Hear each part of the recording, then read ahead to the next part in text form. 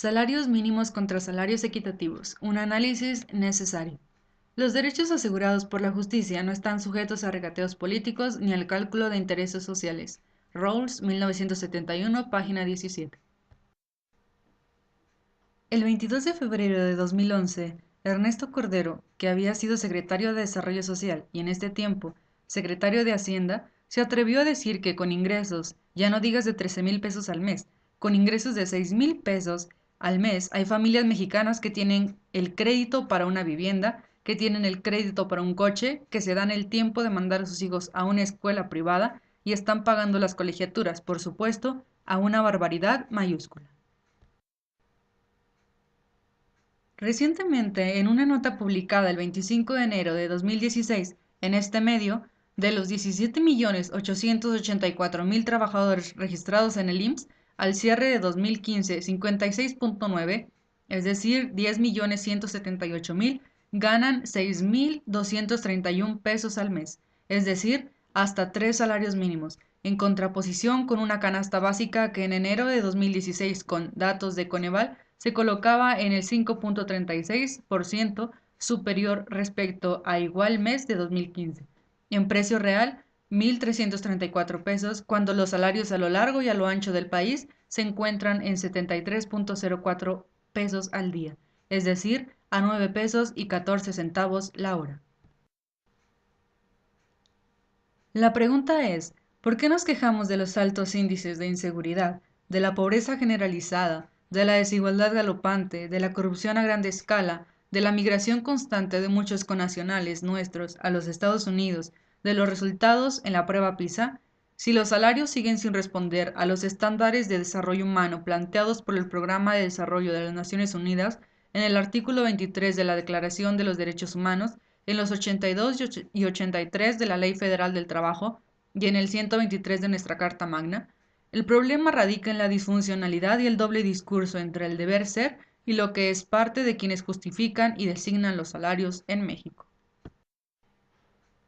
Para el Programa de Desarrollo de las Naciones Unidas, Informe PNUD 2015, los factores fundamentales que permiten a las personas ser libres desde la perspectiva de la justicia son la posibilidad de alcanzar una vida larga y saludable, poder adquirir conocimientos individual y socialmente valiosos y tener la oportunidad de obtener los recursos necesarios para disfrutar el nivel de vida decoroso. El derecho a un salario justo es parte del compendio de derechos económicos, sociales y culturales. Su ejercicio es individual, pero su titularidad oscila entre lo individual y lo colectivo. Quien se encarga en México de designar y justificar los salarios es la Comisión Nacional de Salarios Mínimos, CONASAMI por sus siglas en español, que tiene como objetivo fundamental cumplir con lo establecido en el artículo 84 de la Ley Federal del Trabajo, en el que se le encomienda que, en su carácter de órgano tripartito, lleve a cabo la fijación de los salarios mínimos legales, procurando asegurar la congruencia entre estos y los atributos que la Constitución Política de los Estados Unidos Mexicanos. En este sentido, lo que afirma el 123 constitucional es que los salarios mínimos deberán ser suficientes para satisfacer las necesidades normales de un jefe de familia en el orden material, social y cultural, y para proveer a la educación obligatoria de los hijos. Saque usted sus conclusiones. En México, desde 1963, se optó por el modelo de salarios mínimos y profesionales, que es la menor remuneración que percibe el trabajador por su trabajo en un contrato individual o colectivo. En este momento, según datos del Diario Oficial de la Federación, el salario se encuentra homologado en todo el país en 73.04 pesos por día, 9 pesos con 14 centavos la hora. Como comentario, la Organización Internacional del Trabajo, donde nuestro país se suscribió en 1931, determina que el salario debe de andar por $15 la hora. El tipo de cambio se encuentra en 18.19. Para seguir con el análisis de números, pesos y centavos, en Noruega el salario por hora está en 28 euros. En este momento el tipo de cambio es 19.99. En Suecia la hora se paga en 20.75 euros, en Estados Unidos en 7.25 y en Argentina en 49.53 pesos. Insisto, saque sus conclusiones.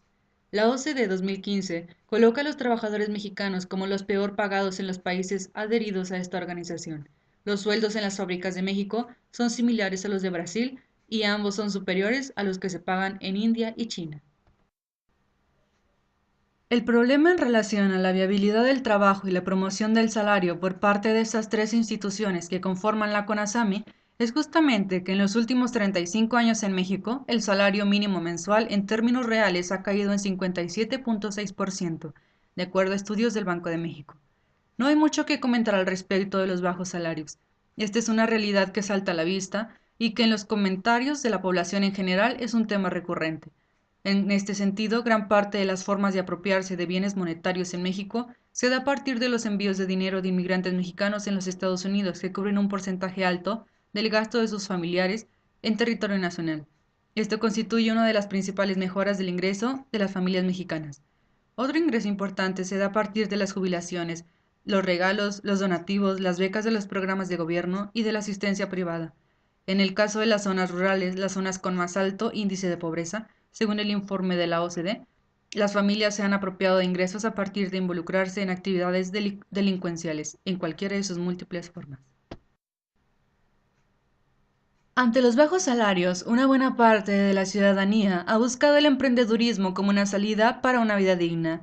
Por una parte, los altos impuestos no han permitido que quienes invierten lo poco que tienen lo hagan a través de las vías legales, generándose así un comercio que han llamado informal y que tiene connotaciones sociales importantes. Se afirma que la desigualdad tiene como base las grandes diferencias que hay entre salarios mínimos, máximos y ejecutivos, de los que hablaremos en otra entrega. Dicho de otra forma, entre lo que gana un miembro de la Suprema Corte de Justicia, un miembro del Instituto Nacional Electoral, un diputado, un senador o el presidente de la República o un CEO, en comparación con un profesionista, un empleado o un obrero en nuestro país, hay una diferencia abismal. Es necesario, por tanto, pensar en una nueva figura de salarios que tenga que ver con la equidad, que es la medida cuantitativa de la justicia, donde un salario tendría que concebirse como la suma de bienes públicos y privados que contribuyen a satisfacer las necesidades básicas existenciales de los trabajadores y de sus familias. Es por lo tanto un deber del Estado, en cuanto a su rol y papel como garante del bien común, procurar condiciones económicas tales para que una remuneración equitativa reactive la estructura social. Compromete, por lo tanto, a todos los actores e instituciones sociales sin excepción, bajo criterios que responden al imperativo de la justicia, acordar una remuneración que tenga tintes equitativos. La cuestión es simple: la transgresión de los artículos arriba mencionados, que tiene como principio que toda persona tiene derecho a un salario equitativo que le asegure una vida digna al trabajador y a los suyos, es el tema central de la desigualdad, marginación e injusticias que vivimos en nuestro país. El salario no es un tema meramente económico, sino un tema social, que tiene que ver con la dignidad de la persona, con el apego a los derechos humanos y las capacidades de las personas. Para Amartya Sen, en 2010, en su libro Desarrollo y Libertad, hablar de capacidades es hablar de la libertad que una persona tiene para llevar una determinada clase de vida. En la medida en que el individuo consigue hacerse de capacidades, la sociedad se volverá más próspera o con mayor propensión al desarrollo. Finalmente, el salario equitativo, no el mínimo, empodera a las personas en una democracia pasiva como la nuestra y les brinda una vida digna.